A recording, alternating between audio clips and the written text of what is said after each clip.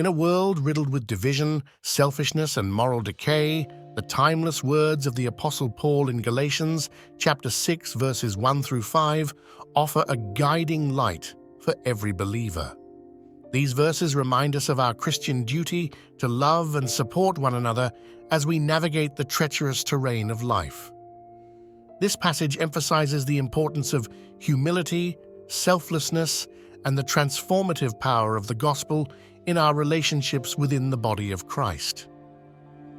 In verse 1 of Galatians chapter 6, we read, "Brethren, if a man is overtaken in any trespass, you who are spiritual, restore such a one in a spirit of gentleness, considering yourself, lest you also be tempted." Paul begins with a gentle call to the brethren, addressing them as a family united by faith in Christ.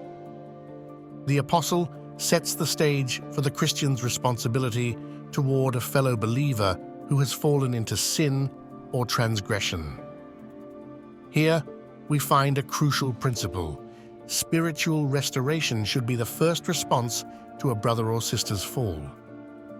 Notice the phrase, "you who are spiritual." This does not imply a special class of Christians, but rather those who are mature in their faith, walking closely with the Lord. These individuals possess spiritual discernment, humility, and love for the body of Christ. It is their duty to reach out to the fallen, not with judgment or condemnation, but with a spirit of gentleness. This gentleness is rooted in the gospel. Just as Christ came to seek and save the lost, we too must approach the fallen with the same compassion and love. It is a reminder that we were once lost and in need of a Savior. Understanding our own propensity to sin, we must handle the fallen brother or sister with care, lest we also be tempted. As Christians, our primary concern when we see a fellow believer stumbling in sin should be restoration, not condemnation. Our motivation must flow from the gospel, knowing that we ourselves were saved by grace through faith. Let us be vigilant in cultivating spiritual maturity so that we may offer help in a spirit of gentleness, avoiding the temptation of pride and self-righteousness. Moving on to verse 2, we read, "Bear one another's burdens, and so fulfill the law of Christ." Here, Paul expands on the concept of restoration by urging believers to bear one another's burdens. This command is a manifestation of love, compassion, and the very essence of Christ's teachings. It echoes Christ's commandment to love our neighbors as ourselves and fulfills what Paul later calls the law of Christ. The law of Christ is not a new set of legalistic rules, but the law of love, encapsulated in Jesus' words. "A new commandment I give to you, that you love one another, as I have loved you, that you also love one another." John chapter 13, verse 34. In bearing one another's burdens, we mirror Christ's sacrificial love for us. We become the hands and feet of Christ, exemplifying his selflessness and care for his people. Our Christian duty is to shoulder the burdens of our brothers and sisters in Christ. This involves empathizing with their struggles, offering practical help, and praying fervently for their well-being. By doing so, we embody the love of Christ and fulfill his commandment.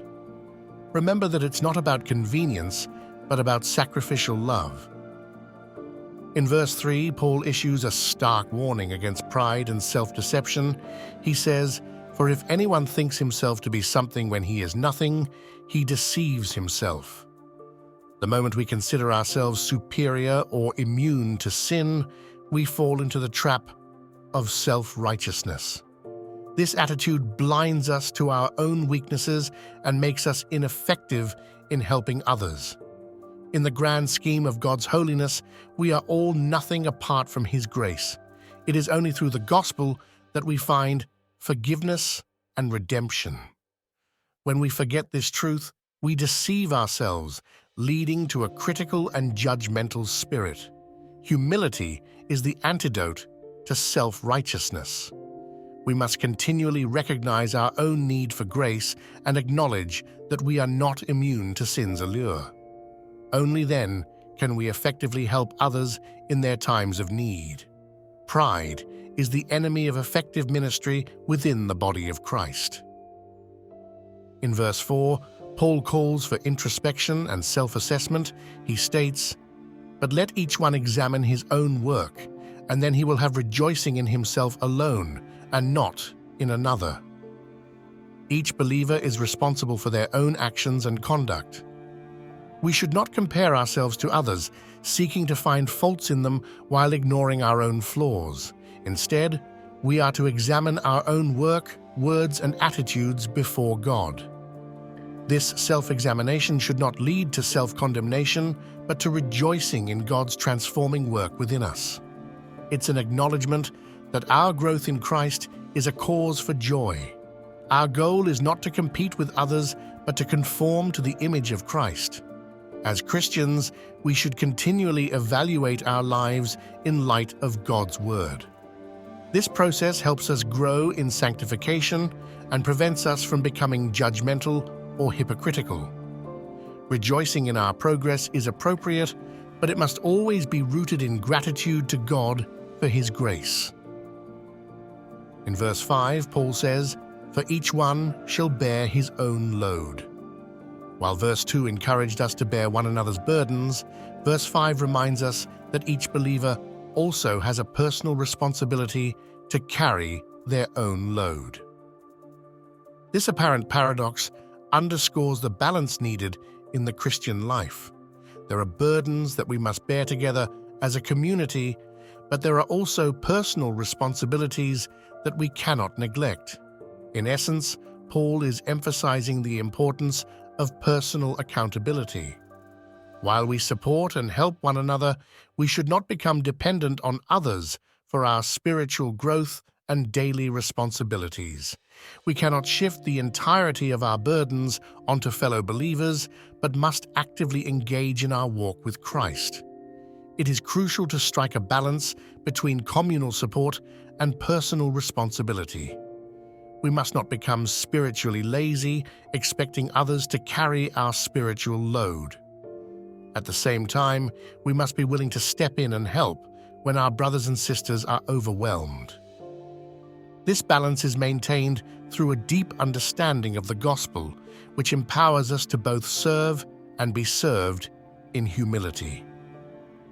Galatians chapter 6 verses 1 through 5 provides profound wisdom for the Christian journey.